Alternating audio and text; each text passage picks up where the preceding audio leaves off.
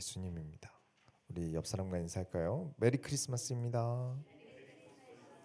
네, 오늘 말씀을 통해서 우리가 진짜 찾아야 할 크리스마스가 어디 있는지, 예수님이 어디 계시는지 깨달아지게 되시길 예수 이름으로 축원합니다. 첫 번째로 무서운 왕. 마태복음 2장에 보면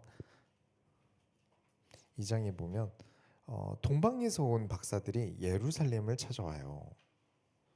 그래서 헤롯 왕에게 하는 말이 유대인의 왕으로 나시니가 어디 있습니까? 라고 물어봅니다. 유대인의 왕으로 나시니가 유대인의 왕으로 태어나신 분이 어디 계십니까? 저 여기서 기습 질문 해볼게요. 동방 박사는 몇 명일까요? 사실 기록이 없어요. 그래서 선물이 세 개라서 일단 그림을 그릴 때 선물 하나씩 들고 있는 장면으로 셋을 그리는데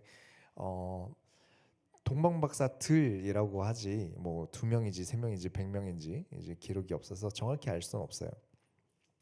근데 헤롯 왕 입장에서 동방박사들이 찾아와서 왕이 어디 있냐는 질문을 했다. 이건 엄청 도발적인 질문이에요. 자, 동방의 박사들은 천문학자예요. 그러니까 별을 보면서 풍년이 올지 흉년이 올지 점을 치던 사람들이었거든요. 예상을 하던 사람들이죠. 근데 구약에는 별을 보는 자라고 하면 엄청 싫어하는 사람들입니다. 하나님께서 가증히 여기신 경우가 굉장히 많아서 그래요. 유대인은 점성술을 가증하게 봅니다. 하나님께서 그래서 구약에 보면 별로 점치는 자들을 엄청 나쁜 말을 많이 하세요. 그래서 유대인들은 별에 대한 관심이 없어요. 그런데 별로 점을 치는 우상 숭배가 잘못된 거지 별은 죄가 없잖아요. 그래서 별이 무엇을 나타낼 수는 있는 거죠. 근데 예수님께서 구약에 예수님께서 별처럼 나타나실 것이다.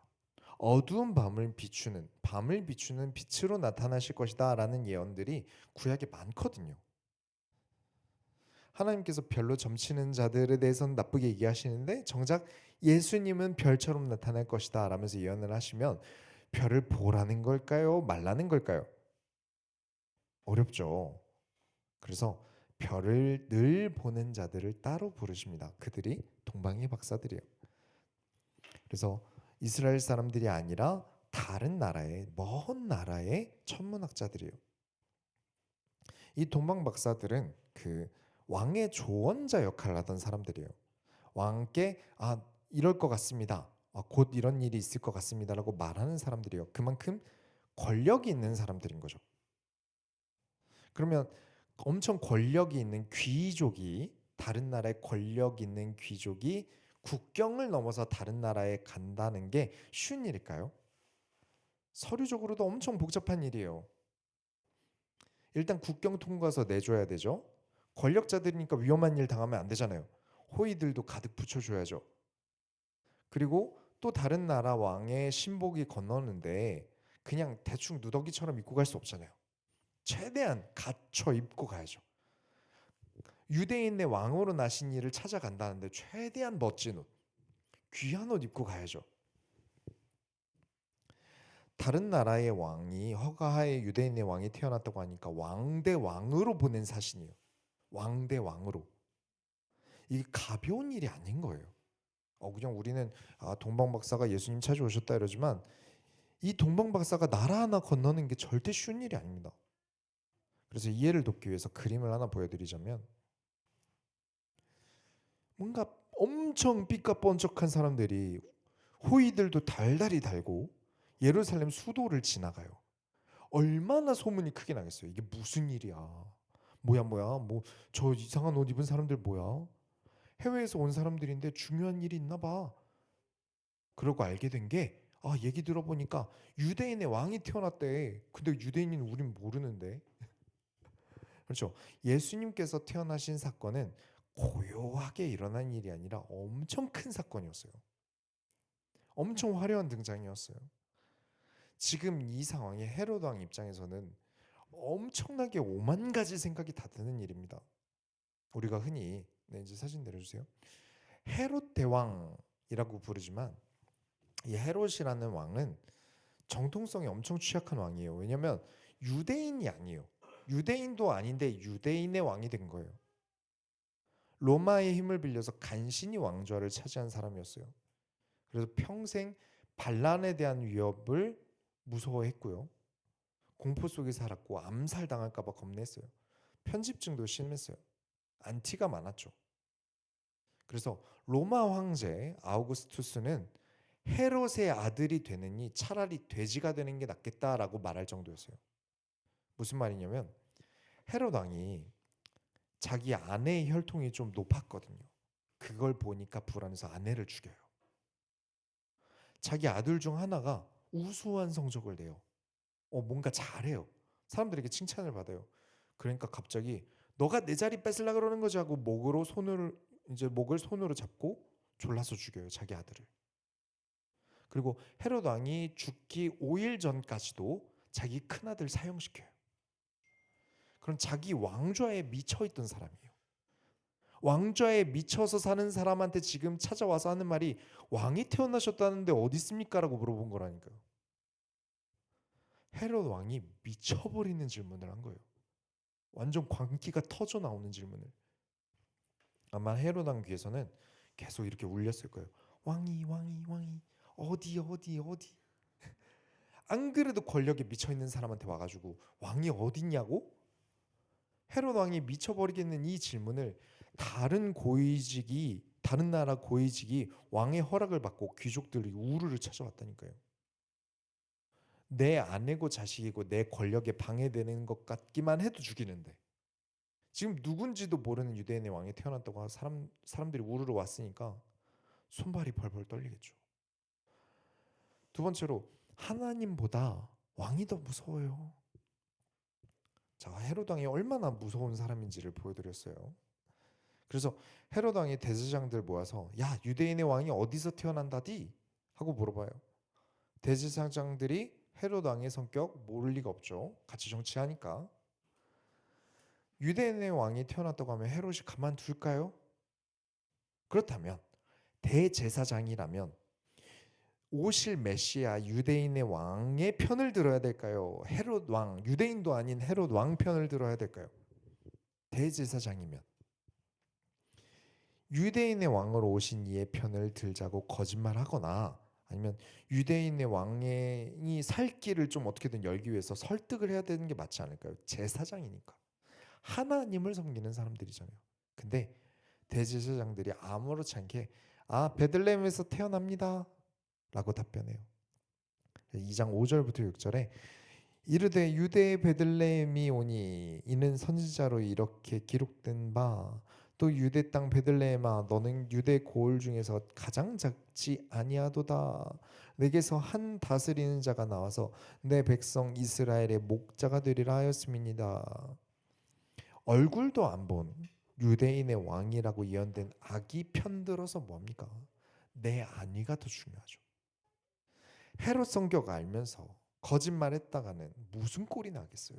자기 아내도 죽이고 자식도 죽이는데 대제사장 죽이는 게 그렇게 뭐가 힘들겠습니까? 하지만 한 가지는 확실하죠.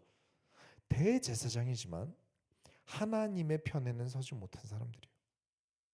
직업이 대제사장일 뿐이지 하나님이 두렵지 않아요. 헤롯 왕이 더 무서워요. 가능합니다. 제가 목사잖아요. 인간은 충분히 하나님을 믿지 않고 목사 일을 할 수 있다는 걸 제 양심이 알고 있어요. 그래서 날마다 목회자는 특히 제사장들은 하나님의 시험에 들고 합격점을 받기 위해 노력해야 됩니다. 아무튼 헤롯 왕이 동방 박사들에게 그러면 나도 찾아가서 경배하게 아기 찾으면 나한테도 알려주세요 라고 거짓말을 합니다. 자, 그러면 일단 헤롯 왕이 무서워서 일단 숨 죽이고 있다 치더라도 그래도 대제사장인데 유대인의 왕을 만나러는 가봐야 되지 않을까요? 유대인의 왕이 베들레헴에서 태어났다는데 그래도 대제사장이니까 제일 먼저 찾아봐야 되지 않을까요? 예루살렘, 지금 예루살렘 성 안에 이 제사장들이 있는 곳과 베들레헴, 예수님이 태어난 곳까지 10km 정도 걸려요. 걸어서 한 2-3시간이면 갑니다. 금방 가요. 근데 제사장 중 그 누구도 찾으러 가지 않아요. 유대인의 왕이 태어났다는데 제사장인 내가 그래도 동방의 박사들보다, 저 이방인들보다는 하나님의 아들 메시아를 먼저 찾아야 되지 않을까? 근데 아무도 찾으러 가지 않아요. 기쁘지 않은가 봐요. 그런데 2장 9절부터 10절에 박사들이 왕의 말을 듣고 갈새 동방에서 보던 그 별이 문득 앞서 인도하여 가다가 악이 있는 곳 위에 머물러 서 있는지라 그들이 별을 보고 매우 크게 기뻐하더라. 제사장도 기쁘지 않은 유대인의 왕을 나타내는 별. 이 별 따라서 동방 박사들이 약 1600km 떨어진 곳에서 찾아와서 기뻐합니다. 10km도 대제사장들이 안 가는데 1600km를 걸어와서 예수님을 찾았다면서 기뻐하고 예수님께 선물 3가지를 드려요. 이 선물들과 이들 동방의 박사들이 왜 기뻐했는지는 작년 크리스마스 때 자세히 다뤘기 때문에 이번엔 좀 넘어가고, 궁금하시면 매년 크리스마스 잘 참여하시면 그 중에 한번 이야기를 하도록 하겠습니다. 아무튼 예수를 당연히 찾아와야 하는 제사장들이 찾아오지 않아요. 반대로 예수와는 반대로 별을 보고 점치는 사람들이 찾아와요. 예수님의 사역은 태어나면서부터 시작한 거예요. 이미 시작한 거예요. 무엇을? 예수님은 죄인들을 부르러 오셨다. 예수님께서는 이방인들을 구원하시기 위해 오셨다.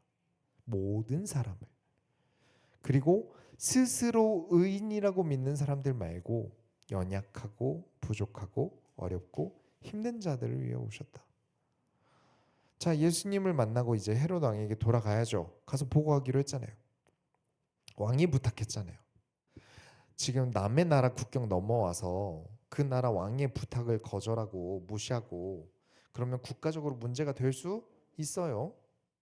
그런데 2장 12절에 그들은 꿈에 헤롯에게 돌아가지 말라 지시하심을 받아 다른 길로 고국에 돌아가니라. 동방의 박사들도 하나님이 무서워서 헤롯에게 돌아가지 않고 집으로 돌아갑니다. 국가적인 문제가 생길 수 있는데도요. 그렇죠. 동방, 그러니까 예상에는 동방 박사들은 바벨론 지역에서 왔거나 페르시아 수도 쪽 사람일 것으로 예상하고 있어요. 페르시아가 맞다면 페르시아 귀족이 왕명으로 이스라엘에 왔는데 이스라엘 왕이 부탁한 것을 어기고 다시 페르시아에 돌아갔다. 그게 페르시아 왕 귀에 들어가면 어떻게 될까요? 너네 정치가 장난이야? 너네 때문에 내가 난처하잖아. 야, 왕 창피하게 그렇게 만들래? 이게 뭐 하는 짓이야? 라고 한 소리 듣기 딱 좋아요. 동방 박사는 점치던 사람이에요. 더 나쁘게 말하면 우상 숭배와 무속 신앙에 가까워요. 그런 사람들이 왕보다 정치보다 하나님이 더 무서워서 말씀을 듣고 말씀대로 합니다. 그런데 제사장들은 하나님이 두렵지 않은 거예요. 대제사장들은 헤롯 왕이 무서워서 유대인의 왕인 메시아 예수를 죽을 위기까지 몰아넣어요. 대제사장 입장에서 이게 다 헤롯 왕이 성격이 거지 같아서 그래요. 제가 무슨 잘못이에요? 헤롯 왕이 문제죠라고 하겠지만 하나님 입장에서는 헤롯 왕보다 제사장이 더 나쁠 거예요. 유대인도 아닌 인간이 그럴 수 있죠. 근데 제사장은 그러면 안 되죠. 불신자는 그럴 수 있어요. 그러나 목사는 하면 안 되는 게 있어요. 이 사건으로 인해서 2장 16절에 이에 헤롯이 박사들에게 속은 줄 알고 심히 노하여 사람을 보내어 베들레헴과 그 모든 지경 안에 있는 산의 아이를 박사들에게 자세히 알아본 그때를 기준하여 2살부터 그 아래로 다 죽이니. 권력에 미친 헤롯이 정확히 누구 죽여야 될지 모르니까 아예 베들레헴과 그 근처 모든 남자아이들을 2살 이하로 다 죽입니다.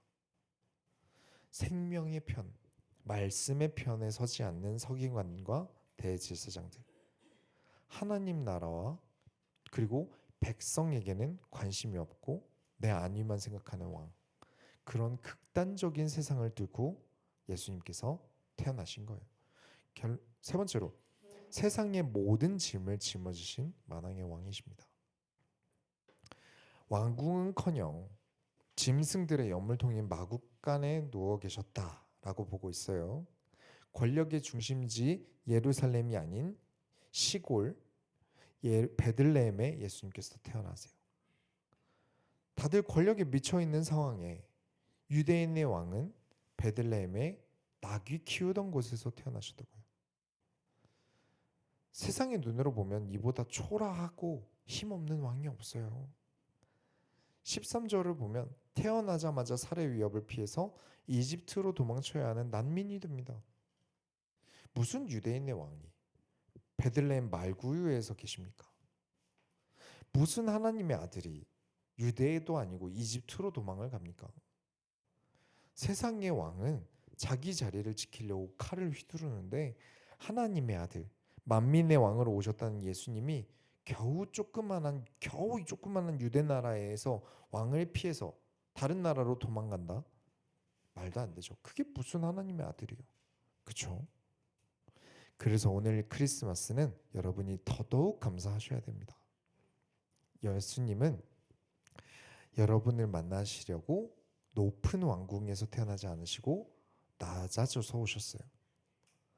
예수님께서 육신을 입으심 자체도 굉장히 자존심 상하는 낮은 일이신데, 그렇죠? 그런데 아예 더 낮아지셔서 모든 사람들이 만날 수 있는 존재로 오셨어요.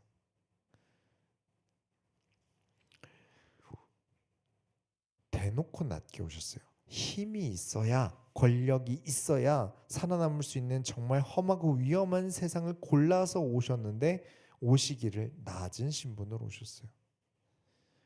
그러나 예수님이 왕이시라는 증거로 아기 예수를 왕이 아니라 하늘의 별이 인도하시고, 대제사장들이 자기 역할을 못하니까 동방의 박사들이 찾아와서 경배하고, 지켜줄 사람들이 없으니까 천사가 꿈에 나타나서 피할 길을 알려줍니다. 세상적인 힘은 없지만 하늘의 권세가, 하늘의 보호하심이 예수님과 함께 있다는 걸 증명하면서 예수님이 왕이심을 보여줍니다. 세상은 힘이라는 것을 헤롯 왕처럼 남을 지배하고 통제하는 능력을 이제 힘이라고 합니다. 힘이라고 정의하고 있어요. 그렇죠. 더 많이 갖고 더 강한 게 최고죠. 누가 더 자산이 많은가? 누가 더 인기가 많은가? 누가 차가 좋은가? 하지만 예수님은 자신을 낮춰서 찾아오시고 우리를 구원하셨어요. 가장 큰 힘, 권력에 기대지 않고 권위에 기대지 않고 자신이 하나님의 아들이심을 증명하셨어요. 헤롯은 자기가 왕임을 증명하려고 자식도 죽이고 아내도 죽이고 성전도 허물고 새로 짓습니다. 그런데 예수님은 그 누구도 죽이지 않으시고 자신이 하나님의 아들 유대인의 왕임을 증명하시면서 보이지 않는 하나님 나라를 세우십니다. 그럼 누가 더 능력 있는 왕일까요? 권력이 있는데 아무도 살리지 못하고 아무도 구하지 못하고 폭력으로 겨우겨우 자리 하나, 자기 왕좌 하나 지키고 있는 왕과 하나님의 아들이 모든 영광과 권세를 내려놓고 육신을 입으시는 것도 엄청 낮춰서 오시는 건데도 거기다 완전 위험천만한 그런 세상에 가장 낮은 신분으로 태어나신 왕이 죽음이라는 불가능한 것을 이기시고 부활하셔서 세상을 구하셨어요. 그렇다면 예수님은 가장 크신 왕입니다. 결론을 내리겠습니다. 내가 찾아간 왕좌. 헤롯은 나는 절대 낮게 보이면 안 돼. 내 아들이 좀 잘 나가서 사람들이 다음 차기 왕으로 생각하는 거 기분 나빠. 나를 뭘로 보는 건데. 그게 헤롯이 이해한 왕좌예요. 왕 자리는 그래야 된다. 그런데 예수님께서 이해하신 왕좌는 겸손하게 예루살렘을 입성하실 때 나귀를 타고 들어가십니다. 왕으로서 예루살렘 들어가실 때 나귀 타고 들어가세요. 자, 한 가지 문제. 예수님 어디서 태어나셨을까요? 마국간? 성경에 어디서 태어나셨는지는 써있지 않아요. 그러니까 요셉과 마리아가 여관에 묵을 자리가 없었다. 묵을 여관이 없었다. 그런데 누군가가 여관은 없지만 쉴 장소를 마련해 줬다. 그래서 거기서 태어났고 예수를 눕힐 마땅한 자리가 없어서 구유에 눕혔다. 그러니까 동물들 키울 때 먹이는 연물통 그걸 가지고 이미 침대를 만들어서 눕혔다. 그래서 마구간에서 태어났단 말은 없어요. 자, 그러면 말구유라고 보통 말하는데 이게 또 말이 아니에요.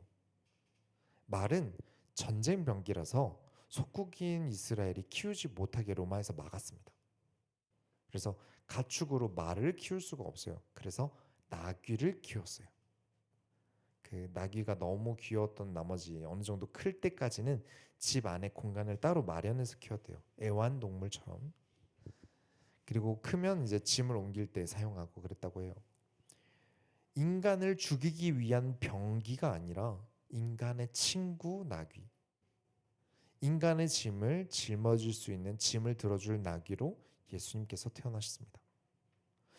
누군가는 화려하게 치장해주고 무서워야 하는 왕이 아니라 겸손하게 아무 치장과 미사여가 없이 태어나셨지만 예수님의 영광은 하늘의 별이 대신 증명해 줬어요. 헤롯의 칼날이 가득 맴도는 한복판에서 하나님은 가장 연약한 아기의 모습으로 우리에게 다가오셨어요. 내가 너희와 똑같은 연약함을 입고 너희를 구원하겠다. 왜냐? 나는 너희의 고통을 가장 잘 알기 때문이다. 나는 너희 친구로 올 것이다. 난 너희 스승으로 올 것이다. 그래서 가장 어렵고 힘든 상황을 태어날 때부터 이겨내시면서 너희에게 믿음이 무엇인지 구원이 무엇인지 가르치고 증명하겠다. 우리 삶에는 헤롯 같은 문제들이 참 많아요. 막막하고요. 답도 없고요. 대제사장들처럼 자신의 안위만 생각하고 나만 생각하는 사람들이 나를 힘들게 하기도 해요. 때로는 그 내 마음이 짐승 냄새 나는 그 짐승 똥 냄새 나는 마구간처럼 이게 사람답게 사는 걸까? 라는 공허함이 느껴질 때도 있어요. 내가 사람이냐 짐승이냐 싶을 정도로 이를 다 짊어지신 모습으로 예수님께서 우리에게 오신 겁니다. 하나님의 아들이라서 정말 권위 있게 무섭게 찬란하게 이 땅에 오실 수 있으셨어요. 근데 다 내놓으시고 초라하고 어렵고 힘든 우리의 삶을 짊어진 모습으로 이 땅에 오셨습니다. 기억하셔야 됩니다. 예수님은 화려한 궁궐이 아니라 어떤 낮고 천한 마구간 쪽으로 선택해서 오셨어요. 예수님을 크고 화려하게 찾으려고 하시면 안 됩니다. 권력이 막강하고 화려한 궁궐에서 왕이 태어났겠지. 당연히 왕은 왕궁에서 태어났겠지 하고 동방박사들이 찾아왔는데 예수님 거기 계셨나요? 안 계셨어요. 누가 더 크고 화려하게 성탄절을 꾸미는지 혈안이 되어 있던 세상이 이제 끝났죠. 이제 캐롤도 안 들려요, 밖에서. 지금같이 크리스마스가 화려하지 않은 때 찾으셔야 됩니다. 화려하고 눈부신 때보다 지금 예수님께서 우리에게 작은 모습으로 찾아오셔서 우리를 위하여 얼마나 많은 고난으로 세상살이를 시작하셨는지 알고 계셔야 여러분 크리스마스가 더 여러분에게 의미가 있을 거예요. 왕궁의 왕좌에 앉아있지 않은 메시아에 대해서 제사장들은 실망합니다. 그러나 우리는 동방의 박사들처럼 구유에 누이신 메시아를 찬양합니다. 삶이 힘드십니까? 1600km의 거리를 걷는 것처럼 힘든 삶을 살고 계십니까? 여러분은 그 어려움이라는 거리를 뚫고 오늘 교회에 아기 예수님을 경배하려고 오셨습니다. 우리 마음이 궁궐 같은 장소로 인도해 주시는 메시아를 기다리면 거기는 메시아가 없습니다. 우리 마음은 말구유라도 괜찮아. 우리가 메시아 예수님을 만날 수 있다면 거기가 말구유이라고 해도 기뻐. 그렇게 동방박사들의 마음처럼 저와 여러분이 나를 구원하신 예수님으로 가득 기쁘게 되는 연말이 되시길 예수 이름으로 축원합니다. 우리가 하나님의 소원을 이뤄드립시다. 하나님 감사합니다. 우리가 크리스마스를 기념하면서 성탄절을 기념하면서 하나님께 예배를 드렸습니다. 예수님께서 얼마나 힘든 세상을 선택하여 오셨는지, 그 힘들고 고난 밖에 없는 세상에서 우리를 어떻게 구원하셨는지 우리가 날마다 경배와 찬양이 가득하게 하여 주옵소서. 살아계신 예수 그리스도의 이름으로 기도드렸습니다.